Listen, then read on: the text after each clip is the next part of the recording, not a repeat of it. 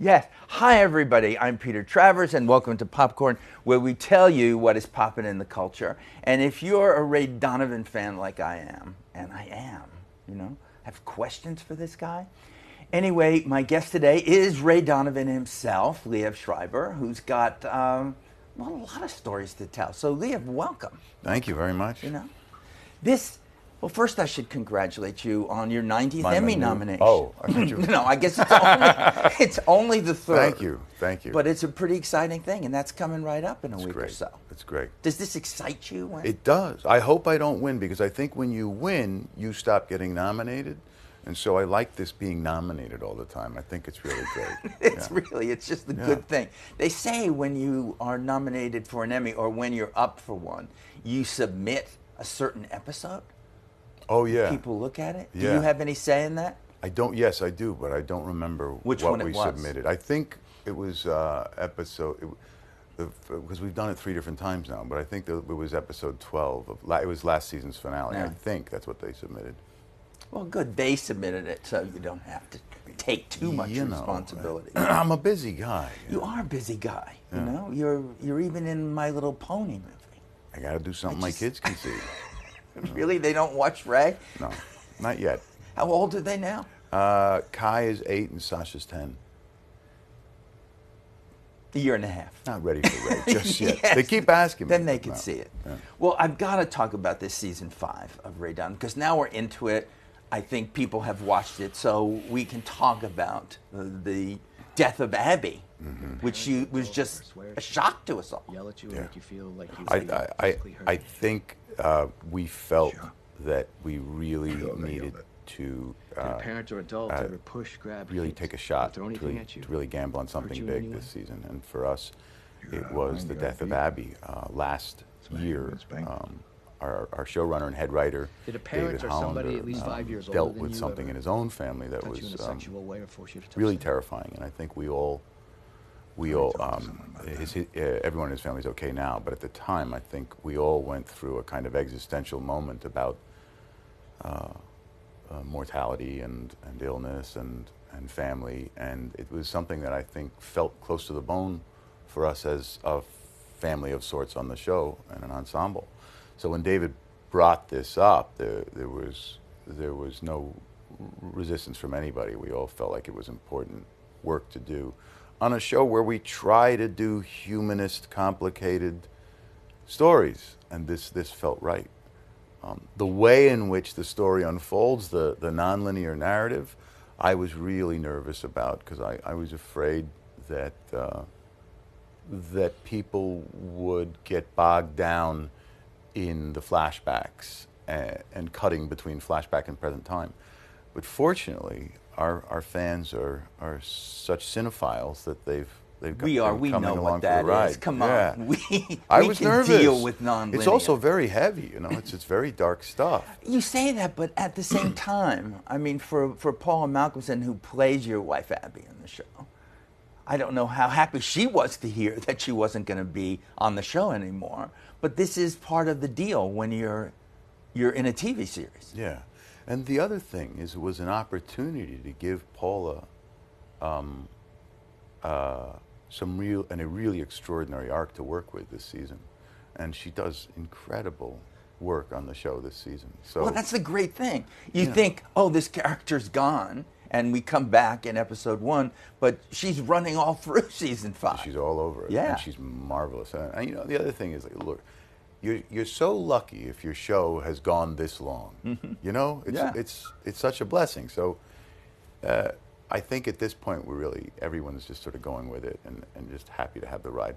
Losing Paula is like losing your cleanup hitter. She's just such a terrific actress. It was very difficult in the beginning. But I think as we got through the season and she really sank her teeth into the role, it kind of became more of a celebration than a cause for regret. And we get to see, I mean, she is suffering from cancer. This is true, what we see. But the flashbacks, we also see this real side of what's going on between Ray and her that we really didn't see that much before. It was nice, ironically, for me to get to play these scenes where Ray's happy, where Ray's smiling, where he's Ray's in not love. a happy guy. No, and you know, how do you shift that dynamic? And it's actually really brilliant that in flashbacking from her death, he values her, and you see him capable of love.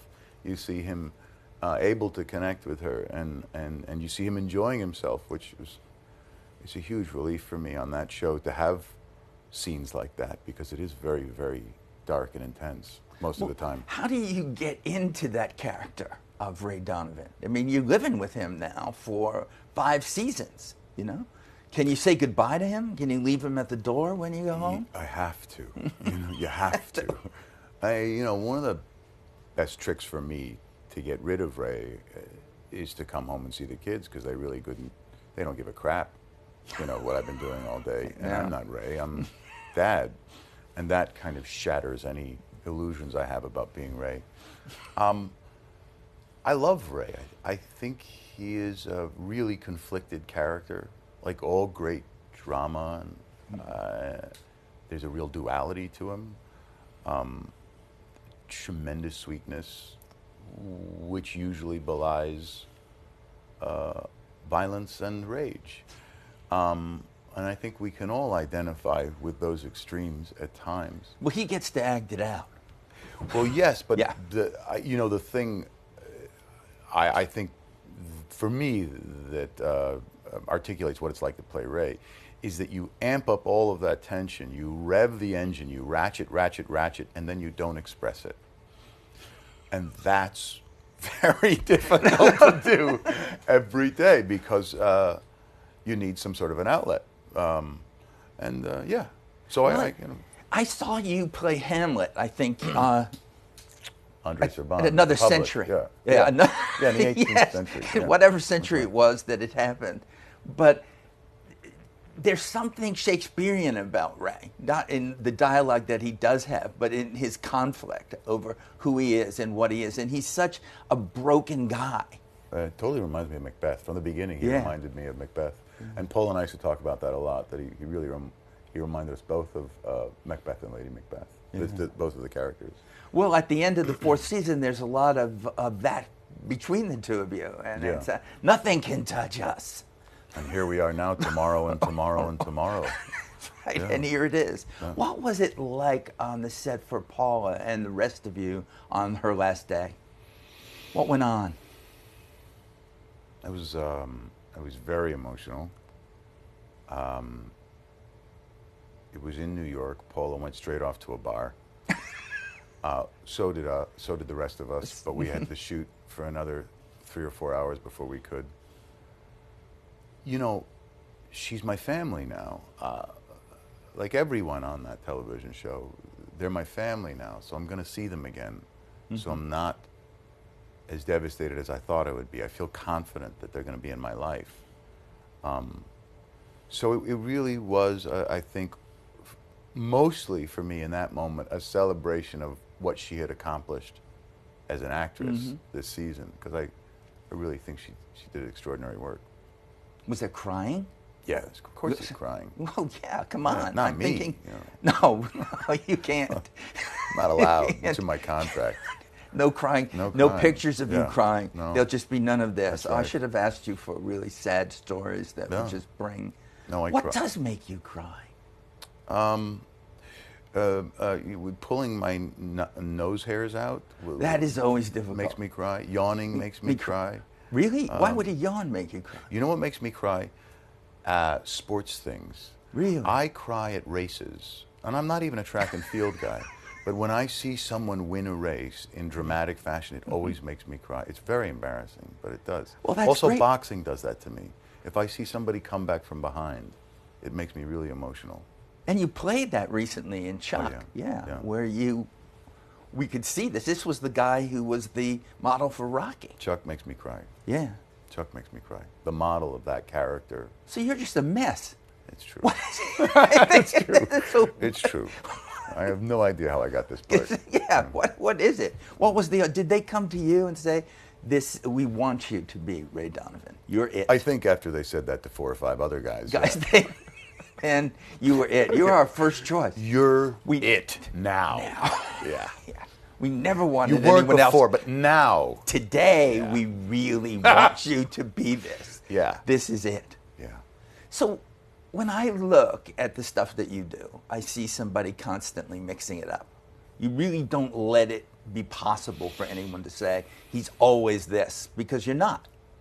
You know? Thank you. You've been saber-toothed, you know, for Marvel, and then you being the butler playing LBJ, you know. You can turn around and do an Oscar-winning movie like Spotlight, where you're this guy from Florida who takes over the Boston Globe and does this.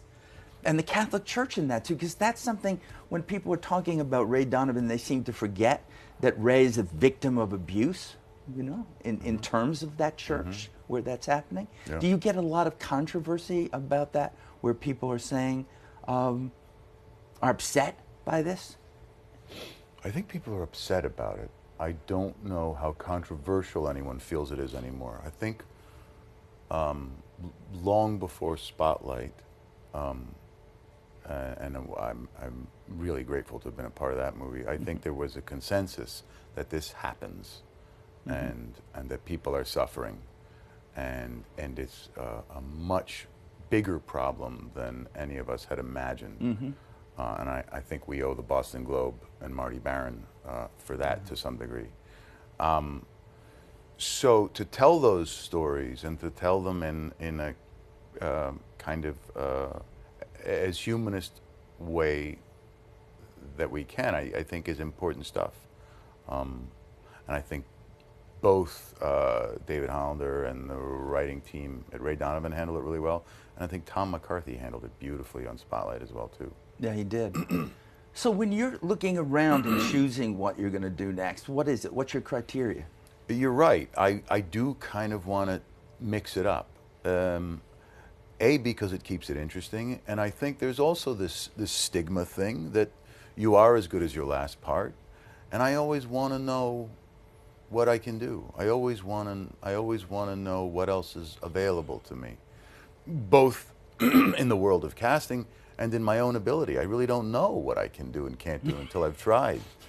And I've always felt, I think someone like Viola Spolin said about actors, that the first thing is to be willing to make an ass of yourself. You have to be willing to make mistakes in any craft. And I like things that feel like a stretch. I like things that feel different. I like things that feel unfamiliar. Because as they become more and more familiar, they become a part of your kit, part of your arsenal. Yeah. Well, is that a thing about being in a series that's as successful as Ray Donovan is for Showtime, that you have to get back into that guy's skin? I'll tell you the truth. The reason I said yes to Ray Donovan is because I knew that it would be a crash course in filmmaking, that it would be the best learning, be really a great way for me to intensely study film acting. And it's been that, not just acting, but camera movement, composition, writing, and I knew that by doing it every day, the practice of doing it every day would bring me that much closer to it, and I'm so grateful for that part of the process. Yeah. So was this always in you? The last time you were on the show, we talked a little bit about your childhood, which was really unusual.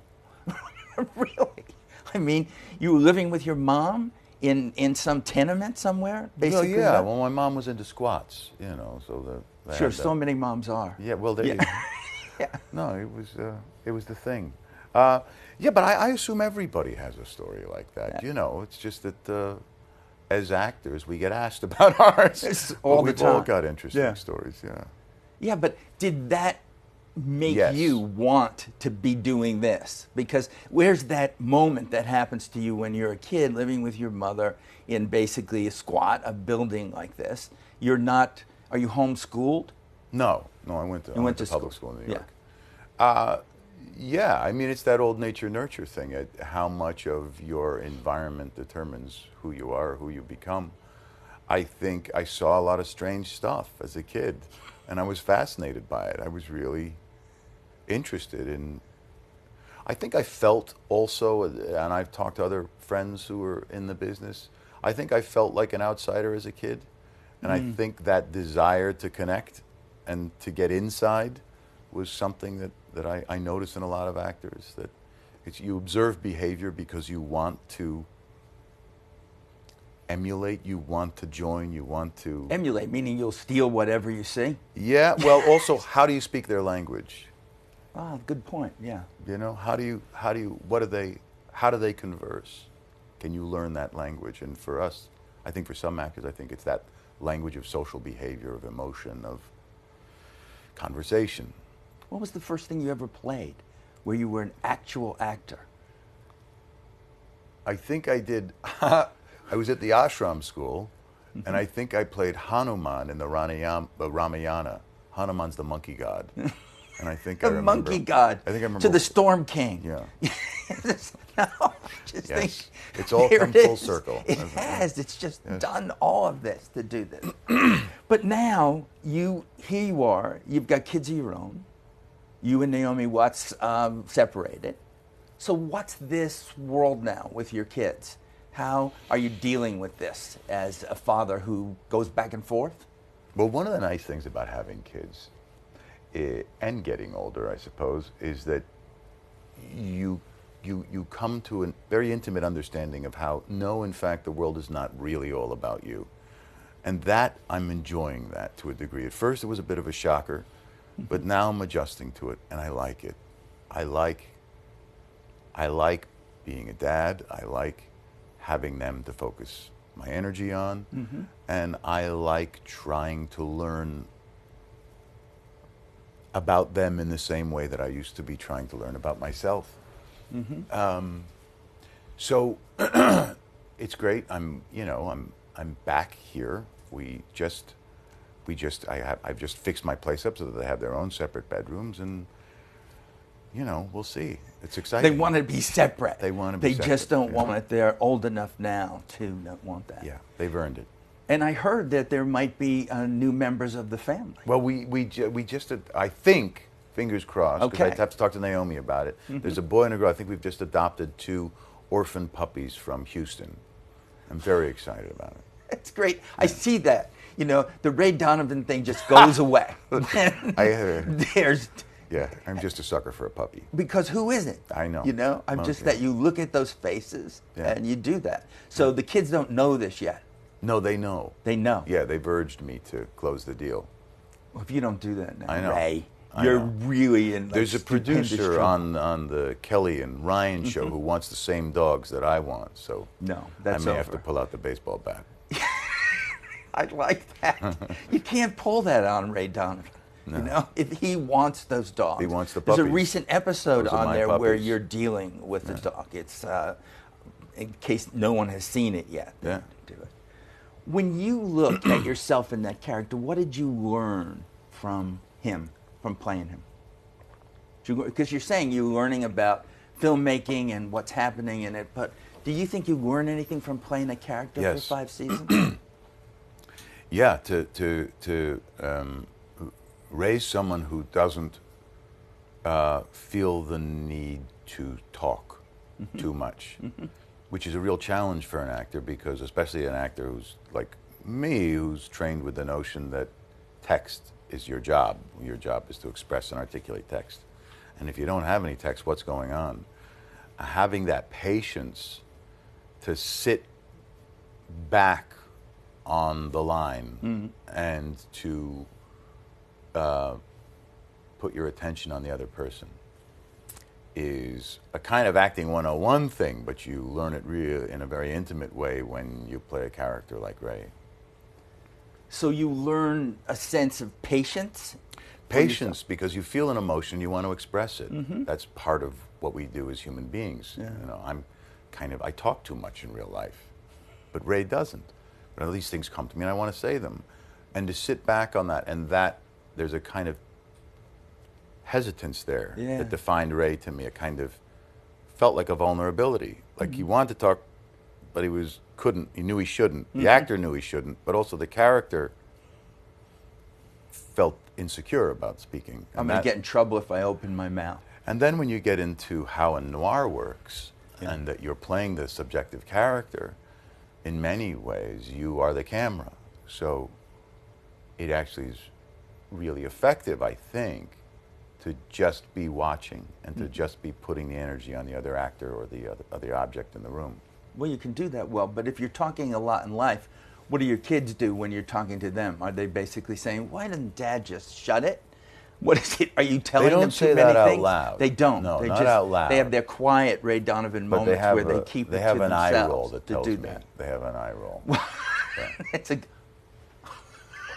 Yeah. What's he saying? No, I can't. I can't make it.